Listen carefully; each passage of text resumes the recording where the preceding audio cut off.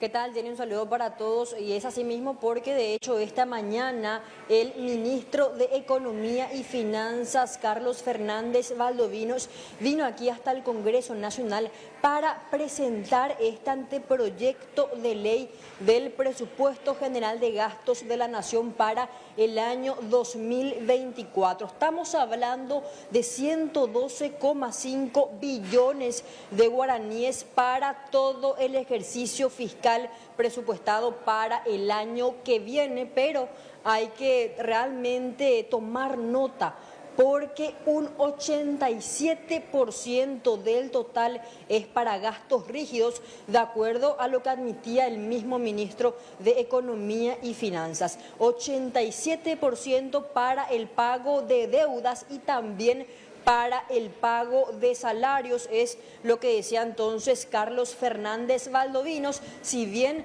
no va a haber ningún tipo de incremento salarial, ellos tienen que cumplir con lo que ya está presupuestado, porque de lo contrario estarían entrando en problemas legales. Es al menos lo que decía Fernández Valdovinos. Los únicos que van a recibir algún tipo de remuneración extra, un incremento salarial, son los docentes, de acuerdo a lo que finalmente acordaron hace unos días con los docentes, con los profesores que ya anunciaban incluso el cese de actividades educativas si es que no se cumplía ese primer acuerdo que ya habían firmado en el año 2016. Pero en concreto, 112,5 billones para el presupuesto general del año 2024 con una rigidez de casi el 90%. Lo que tenemos incorporado en materia de rigidez en lo que hace a salarios y a servicio de la deuda para el año que viene representa alrededor del 87%, y dentro de ese diferencial de 13% es lo que hemos realizado un trabajo de priorización, reasignando incluso algunos gastos que ya estaban previstos este año y se están dotando de los recursos adicionales, como está mencionando el ministro. 13% es lo que queda para inversión, solamente 13%. 13% te queda para otro tipo de gasto que no sea salario, y como los salarios no vas a poder cortar porque si no vas a entrar en un problema legal, es el margen en donde tenemos que movernos para priorizar las cosas. ¿No hay aumento salarial? No, ¿Es imposible? No, imposible. Con los docentes se cumple aquella parte de la carrera, el escalafón docente que habíamos llegado a un acuerdo, eso está incorporado. ¿La emisión de bonos a cuánto asciende? Y la emisión de bonos va a ser alrededor de 550, un poco más de 500 millones para el año que viene. Sin aumento de impuestos, eso es categórico. Sí. Sin aumento de impuestos. El punto es hacer un plan creíble, que es lo que yo siempre dije. Uno puede tener mucho voluntarismo, pero si los números no dan, finalmente ocurre lo que pasó ahora, que se acumularon las deudas por presentar un número que finalmente era bastante artificial, ¿verdad? De hecho, nos entregan a nosotros con un déficit del 3,1% este año, sin contar las deudas. Contando las deudas, eso se va a 4,1%.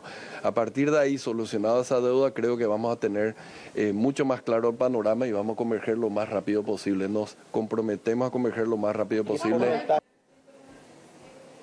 Lo que decía entonces el ministro de Economía y Finanzas respecto a lo que están presupuestando para el año 2024, un plan de gastos que, según indicaba al menos el titular de esta cartera, va a priorizar lo que tiene que ver con educación y con salud.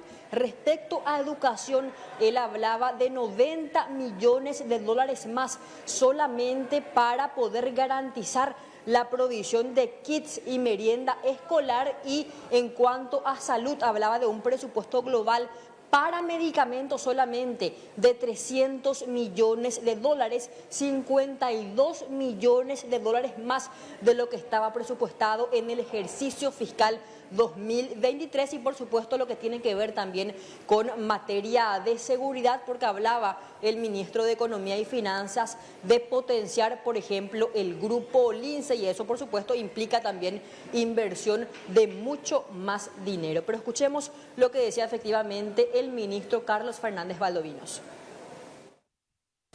Quisiera resaltar que una vez solucionada el problema de la deuda con las farmacéuticas, nosotros hemos incorporado alrededor de 52 millones de dólares adicionales para medicamentos para el año que viene, 52 millones de dólares adicionales. El total para medicamentos nuevos estaría llegando a los 300 millones de dólares, lo cual darían 25 millones de dólares mensuales para medicamentos nuevos, porque el problema de la deuda la vamos a estar resolviendo de otra manera.